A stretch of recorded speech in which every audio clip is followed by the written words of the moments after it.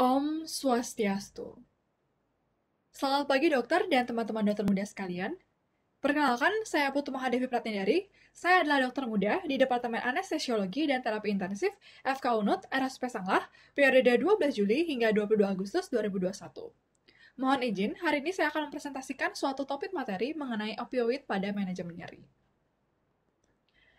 Opioid itu merupakan obat-obatan yang berikatan dengan reseptor opioid, di mana opioid ini merupakan semua zat, baik sintetis atau natural, yang memiliki efek seperti morfin atau morphine-like effect, di mana opioid ini diekstraksi dari tanaman Papaver somniferum yang kemudian diolah menjadi beberapa obat seperti morfin, kodein, dan juga jenis lainnya, di mana keuntungan opioid diantaranya telah murah, mudah didapat, dan juga efektif. Adapun untuk mekanisme kerja opioid pada manajemen nyeri, kita harus tahu terlebih dahulu mekanisme daripada nyeri.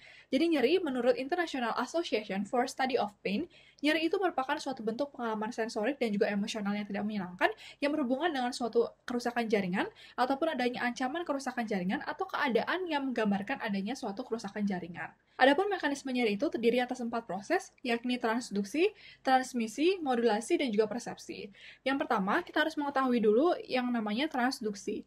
Jadi apabila kita lihat dari gambar, jadi transduksi itu merupakan proses stimulasi nyeri yang berasal dari adanya suatu kerusakan jaringan, baik itu yang disebabkan oleh termal, kimiawi, ataupun mekanik, yang kemudian menghasilkan suatu mediator dari inflamasi. Di antaranya itu adalah bradikinin, kemudian serotonin, kemudian adanya leukotriene, kemudian adanya substansi P, kemudian adanya prostaglandin yang kemudian itu akan merangsang adanya nyeri. Nah, impuls daripada nyeri itu diterima oleh ujung-ujung saraf yang kemudian akan diubah menjadi suatu aktivitas kelistrikan. Selanjutnya, setelah dari transduksi akan berlanjut ke transmisi, di mana transmisi ini merupakan proses pengantaran impuls dari ujung-ujung saraf ini melalui saraf sensoris, di mana dari ujung saraf bebas tersebut itu akan diterima oleh saraf sensoris yakni first order neuron. Di antaranya itu adalah serabut saraf A delta dan juga serabut saraf C, di mana serabut saraf A delta ini merupakan serabut saraf yang bermielin, yang artinya pengantaran daripada impuls nyeri itu akan cepat dan juga dia bertanggung jawab pada nyeri yang tajam.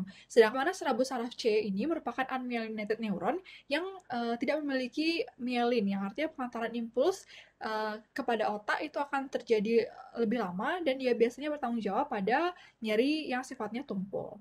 Kemudian transmisi ini dari ujung saraf bebas kemudian dibawa oleh saraf sensoris, kemudian dibawakan ke ganglion dorsalis, kemudian mencapai ke cornu posterior medulla spinalis. Baik, selanjutnya pada cornu posterior medulla spinalis akan terdapat suatu proses yang disebut dengan modulasi, di mana modulasi ini merupakan proses interaksi antara sistem analgesi endogen dan juga impuls nyeri, di mana pada cornu posterior ini dia akan seperti suatu gerbang pintu, di mana apabila impuls nyeri itu lebih banyak dibandingkan atau lebih tidak bisa diredam oleh sistem analgesi endogen yang terdiri atas endorfin dan juga enkefalin, maka impuls saraf tersebut dia akan akan berlanjut, dia akan bersilang pada komisor anterior dan dia akan naik ke traktus spinothalamikus menuju talamus, kemudian ke korteks somatosensori. Kemudian akan timbul suatu proses yang disebut sebagai persepsi, di mana pada persepsi ini merupakan proses yang unik dan juga kompleks, di mana impuls nyeri tersebut diolah, kemudian dihasilkan suatu perasaan subjektif yang kita sebut dengan nyeri. Nah, adapun obat-obat mekanisme kerja opioid ini dia bekerja pada keempat proses daripada mekanisme nyeri tersebut. Oleh karena opioid ini memiliki banyak reseptor pada tubuh manusia. Nah, untuk pada proses transduksi, obat-obatan yang dapat menghambat nyeri pada transduksi itu diantaranya adalah NSAID, kemudian opioid, dan juga tramadol.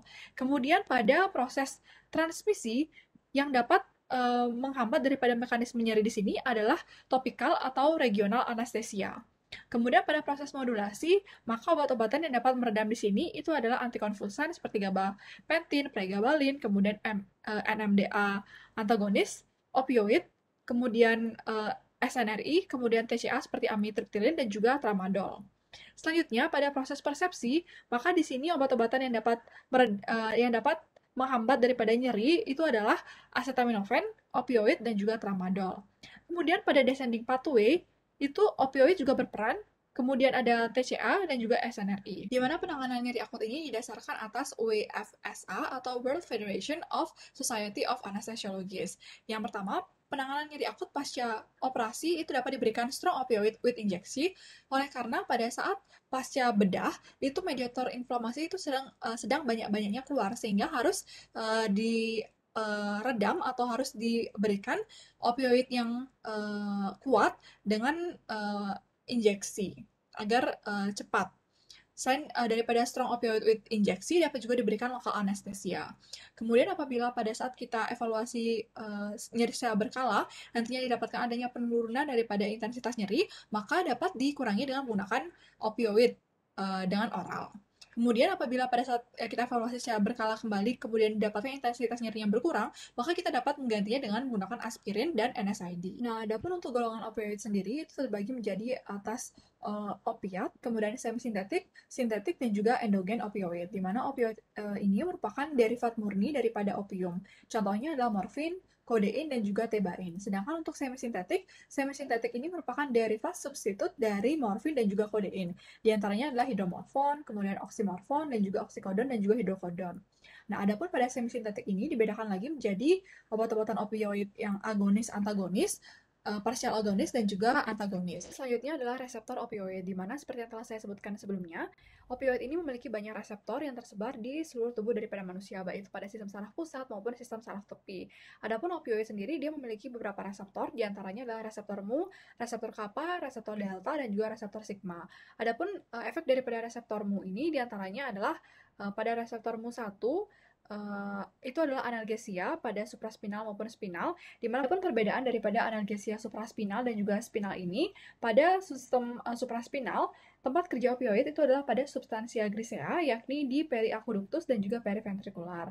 Sedangkan pada sistem spinal, itu tempat kerjanya adalah pada substansia gelatinosa. Nah, kemudian efek daripada mu1 selanjutnya itu adalah euforia, kemudian low abuse potensial, dan juga miosis, serta bradikardi, hipotermia, dan juga retensi urin. Sedangkan pada mu2 itu efeknya adalah analgesia, namun pada spinal saja, yang bekerja pada substansia gelatinosa. Kemudian mu2 ini juga menyebabkan adanya depresi ventilasi, kemudian physical dependence, dan juga konstipasi. Nah, untuk reseptor kappa, itu efeknya adalah analgesia supraspinal dan juga spinal, kemudian disforia, sedasi, low abuse potensial, dan juga pupil menjadi miosis. Sedangkan untuk reseptor delta, sifatnya itu adalah analgesia supraspinal dan juga spinal, kemudian memberikan depresi ventilasi, physical dependence, dan juga konstipasi yang minimal. Nah, adapun untuk antagonis daripada reseptor opioid, itu adalah naloxone dan juga naltrexone, serta ada nalmefene. Nah, untuk mekanisme kerja daripada opioid itu sendiri, opioid ini berkaitan dengan protein G pada reseptor opioid yang tersebar luas di sistem saraf pusat, sistem saraf perifer, dan jaringan lain. Lokasi pada sistem saraf pusat itu berhubungan dengan proses afektif dan juga persepsi, termasuk korteks, talamus, amigdala, limbik, midbrain, dan juga medula spinalis. Nah, opioid ini tidak terkonsentrasi pada korteks somatosensoris. Untuk pada sistem saraf tepi, mekanisme kerja opioid itu dia pada plexus mentoricus dari gastrointestinal dan juga saraf aferen. Selain itu, reseptor daripada opioid itu ada di paru dan juga sendi. Untuk mekanisme kerja opioid pada reseptor presinap itu termasuk dia akan mempengaruhi eksitatori dan juga inhibitori, sedangkan pada reseptor postsinap itu hanya inhibisi yang dipengaruhi. Nah, adapun untuk mekanisme kerja opioid pada presinap dan juga postsinap itu adalah apabila opioid ini berikatan pada reseptor opioid pada presinap, maka opioid ini pada saat berikatan dengan reseptor opioid pada presinap, dia akan menurunkan daripada adenilat siklase, kemudian dia akan menginhibisi daripada kanal kalsium, kemudian yang akan berpengaruh terhadap perubahan muatan listrik, sehingga dia akan mengurangi daripada pelepasan neurotransmitter seperti asetilkolin, kemudian glutamat, norepinefrin, dan juga substansi P. Nah, apabila opioid ini berikatan dengan reseptor opioid pada postsinap, maka dia akan meningkatkan daripada eflux kalsium sehingga terjadi hiperpolarisasi, sehingga dia akan menurunkan daripada neurotransmisi.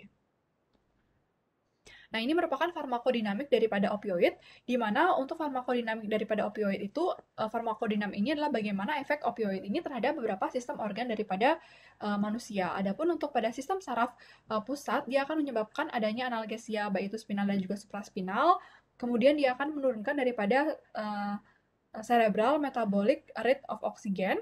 Kemudian dia akan menurunkan tekanan intrakranial dan juga dia akan mengurangi daripada cerebral blood flow. Kemudian opioid pada sistem saraf pusat dia akan menyebabkan adanya sedasi, halusinasi dan juga analgesia. Kemudian dia akan mengurangi daripada frekuensi EEG dan pada beberapa jenis obat opioid seperti meperidine dia akan mengurangi daripada ambang kejang. Kemudian pada sistem pernafasan dia akan mempengaruhi langsung pada medula sehingga dia akan menyebabkan depresi nafas. Kemudian morfin ini juga dia meriliskan daripada histamin sehingga harus diperhatikan pada dia akan menyebabkan bronkospasma. Kemudian meperidine ini juga memiliki efek antihistamin. Kemudian opioid pada sistem respirasi dia juga akan mengurangi ventilasi pada hiperkarbia dan juga hipoksia. Kemudian dia akan menurunkan refleks batuk.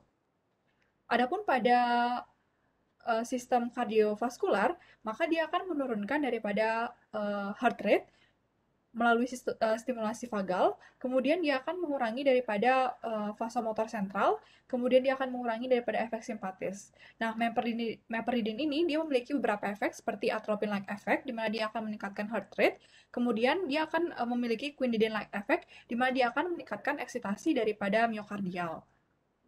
Nah, efek daripada farmakodinamik opioid pada gastrointestinal, dia juga akan menyebabkan adanya mual mentah, yang disebabkan oleh adanya stimulasi pada dopamin, kemudian CTZ dan juga area vestibular.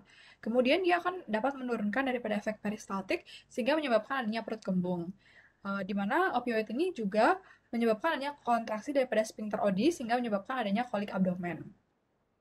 Pada sistem urogenital, morfin ini dia akan menyebabkan adanya spasma ureter dan bladder. Nah, pada sistem muskuloskeletal, beberapa obat seperti misalnya fentanyl, itu dia dapat menyebabkan adanya muscle chest wall rigidity yang dapat mengganggu adanya ventilasi. Kemudian adanya histamine release daripada morfin, itu juga dapat menyebabkan adanya warm and flush sensation. Kemudian pupil daripada pasien yang menggunakan obat opioid juga menghasilkan miosis yang disebabkan oleh adanya stimulasi daripada Edinger-Westphal pada saraf vestibular. Kemudian dia juga menyebabkan adanya hipotermi yang disebabkan oleh menurunnya metabolic rate, kemudian adanya vasodilatasi dan juga tonus otot itu menurun. Pada sistem endokrin dia juga dapat mempengaruhi sistem endokrin oleh karena dia dapat mengurangi daripada hormon ACTH, FSH dan juga LH sehingga akan meningkatkan adanya infertilitas. Kemudian pada kehamilan dia dapat melewati sawar darah plasenta sehingga dia dapat menyebabkan adanya depresi nafas pada neonatus. Untuk imunitas sendiri, dia dapat menurunkan daripada imunitas oleh karena dia menyebabkan meningkatkan apoptosis pada limfosit. Farmakokinetik daripada opioid, di mana farmakokinetik sendiri itu terdiri atas absorpsi, kemudian distribusi, metabolisme, dan juga ekskresi. Di mana untuk absorpsi itu tergantung daripada rute pemberiannya, apakah itu oral, kemudian intramuskular, intravaskular, kemudian untuk first pass metabolisme daripada hepar oleh morfin. Oke, selanjutnya adalah farmakokinetik daripada opioid, di mana farmakokinetik ini terdiri atas absorpsi, distribusi, metabolisme, dan juga ekskresi. Di mana absorpsi ini tergantung daripada rute pemberian, apakah itu oral, kemudian intramuskular, intravaskular. Kemudian untuk first pass metabolisme oleh hepar pada morfin itu lebih banyak dibandingkan first pass metabolisme oleh hepar pada kodein dan juga oksikodon. Nah, untuk distribusi sendiri, pada anestesi inhalasi itu dipengaruhi oleh blood gas partition coefficient, di mana pada blood gas partition coefficient ini, apabila blood gas partition coefficient itu lebih rendah, maka rate of induction dan juga lama untuk recovery-nya itu semakin cepat dibandingkan apabila blood gas partition coefficient-nya itu lebih besar. Kemudian distribusi ini juga dipengaruhi oleh lipid solubility, di mana apabila dia semakin larut pada lipid, maka dia akan semakin poten. Untuk metabolisme sendiri, itu morfin akan dimetabolisme pada hepar, dia akan dimetabolisme menjadi morfin 3 glukorinide dan juga morfin 6 glukorinid. Di mana morfin 6 glukorinid ini dia lebih poten dan juga durasinya lebih lama. Sedangkan meperidin ini juga akan dimetabolisme oleh hepar menjadi norpeptidin dan juga kodein akan dimetabolisme oleh hepar menjadi kemudian kodein juga akan dimetabolisme oleh hepar oleh sitokrom P450, di mana kodein ini sifatnya antitusipnya lebih rendah dibandingkan analgesianya. Nah, untuk ekskresi, obat-obatan opioid ini akan diekskresi oleh ginjal, sehingga pemberian opioid pada pasien dengan gangguan ginjal harus berhati-hati. Ini merupakan intensitas nyeri pasca bedah, di mana kita harus mengetahui intensitas nyeri pada setiap operasi yang dilakukan oleh pasien, sehingga kita bisa memperkirakan berapa obat opioid yang akan kita berikan. Misalnya adalah mastektomi, di mana operasi mastektomi ini intensitas nyerinya itu adalah moderate to severe, sehingga apabila kita ingin memberikan morfin pada pasien pasca operasi mastektomi ataupun pada pasien yang akan melakukan operasi mastektomi, di mana dosis pemberian morfin untuk menghasilkan adanya analgesia itu adalah 5-40 mikrogram per kilogram berat badan, maka sebaiknya obat morfin itu dimulai pemberiannya itu start pada 25 mikrogram per kilogram berat badan. Ini merupakan intensitas nyeri pasca bedah, misalnya pada hysterectomy itu dia mild to severe, kemudian radical prostatectomy itu moderate to severe, kemudian vascular surgery misalnya mild to moderate, kemudian amputation itu moderate to severe, kemudian spinal fusion itu moderate to severe. Ini akan menentukan daripada dosis obat yang akan kita berikan. Nah, untuk manajemen nyeri akut dengan terapi farmakologi itu berupa obat opioid dan juga adjuvan secara parenteral atau enteral, di mana terapi opioid yang disarankan itu adalah dengan menggunakan PCA atau Patient Control Analgesia. Namun tidak semua rumah sakit memiliki alat ini. Nah, opioid ini dapat diberikan secara kontinu dengan pengawasan daripada Acute Pain Service atau APS. Kemudian untuk terapi non-farmakologinya, misalnya dapat diberikan dengan TENS, akupuntur, dan juga krioterapi. Nah, kita harus ingat bahwa nyeri akut pasca bedah itu juga termasuk vital sign yang kelima. Selanjutnya adalah cara pemberian obat opioid pada terapi nyeri, di mana cara pemberian obat opioid pada terapi nyeri, diantaranya itulah individualized dose by gradual escalation, kemudian around the clock dosing, kemudian as needed atau PRN dosing for dose finding and for rescue doses, di mana individualized dose by gradual escalation ini yang artinya adalah dosis setiap orang itu berbeda-beda oleh karena toleransi seseorang terhadap rasa nyeri itu berbeda-beda. Di mana peningkatan gradual ini hingga tercapai respon analgesia yang adekuat dan efek samping yang terkendali. Maksudnya adalah pada saat kita mengakses daripada nyeri daripada pasien, apabila kita memberikan dosis obat, kita harus juga mengakses daripada pemberian obat tersebut. Apabila pasien itu mengalami masih merasakan nyeri, maka obat itu dapat dinaikkan secara gradual untuk mencapai daripada MAC ini. Untuk mencapai tujuan agar obat itu tidak di bawah MEAC atau minimum effective analgesia concentration dan tidak juga berada jauh di atas daripada MEAC. Kemudian around the clock dosing, di mana artinya pemberian daripada obat opioid ini harus interval waktunya itu harus sama atau pada jam yang sama untuk tercapainya konsentrasi dalam plasma itu konstan dan tidak serta-merta itu menurun. Oleh karena apabila konsentrasi dalam plasmanya itu serta-merta menurun, maka pasien itu akan merasakan nyeri kembali dan pengobatan akan tidak optimal. Kemudian as needed PRN itu artinya dosis obat yang apabila pasien itu merasakan ataupun PRN itu artinya bila perlu. Yang artinya apabila pasien itu merasakan sakit, maka pasien itu bisa meminum atau pasien itu bisa mengadjust sendiri obat opioid yang diminumnya. Baik, ini merupakan gambar daripada alat PCA atau Patient Control Analgesia, di mana pada PCA ini pasien sendiri yang diberikan kebebasan dalam menggunakan obat opioid. Namun sebelum daripada pasien itu diberikan kebebasan dalam menggunakan daripada PCA, maka anestesiologis ini akan mengatur dosis basal dan juga maksimalnya. Nah, ini merupakan cara pemberian opioid pada terapi nyeri, di mana apabila kita lihat pada gambar, di sini ada background pain, di mana background pain ini merupakan nyeri yang dirasakan oleh pasien. Kemudian, apabila kita memberikan pengobatan opioid pada pasien, itu selain daripada yang pertama, cara pemberiannya itulah individualized by gradual escalation. Selanjutnya itulah around the clock medication, di mana dengan pemberian obat around the clock medication ini diharapkan konsentrasi obat dalam plasma itu akan konstan dan akan tercipta dosis optimum yang tidak melewati atau tidak berada di atas ataupun di bawah daripada MEAC, sehingga lama-kelamaan nyeri itu akan berkurang. Ini merupakan konsep daripada ideal rescue medication, yang artinya pada kondisi tertentu, nyeri ini dapat meningkat secara tiba-tiba, sehingga dosis around the clock ini tidak cukup, sehingga perlu diberikan dosis penyelamatan atau yang disebut sebagai ideal rescue medication untuk mengurangi nyeri yang melebihi daripada background pain. Baik, ini merupakan dosis opioid intravena, di mana pada morfin itu continuous dose-nya itu adalah 5-40 mikrogram per kilogram per hari. Kemudian untuk intermittent dose-nya itu adalah 0,3 mg per kilogram dalam 3-4 jam. Kemudian untuk fentanyl, continuous dose-nya itu adalah 1-4 mikrogram per kilogram per hari, dan untuk intermittent dose-nya itu adalah 0,5-1,5 mikrogram per kilogram berat badan dalam 0,5-1 jam. Untuk hidromorfon, itu continuous dose-nya itu adalah 1-8 mikrogram per kilogram per jamnya, dengan intermittent dose-nya adalah 0,2-1 mg dalam 2-3 jam. Untuk petidin itu untuk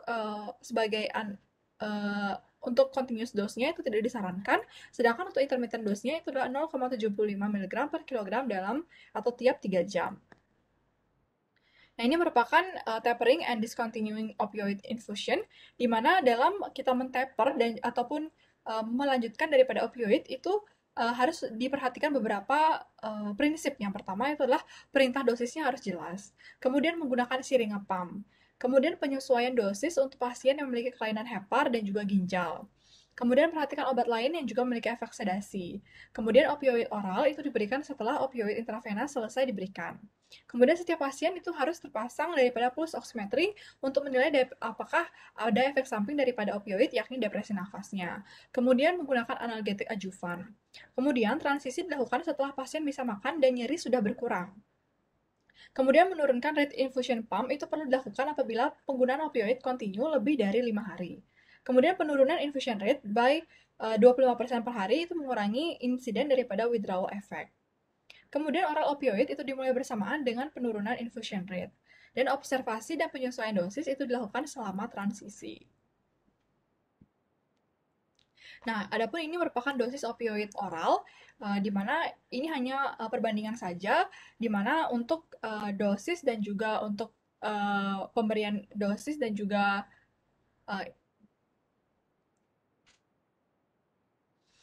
baik, ini merupakan pemberian dosis opioid oral, di mana untuk perbandingan ini hanya sebagai gambaran saja, di mana untuk pemberian dosis secara realnya itu akan dilakukan perhitungan oleh dokter anestesi.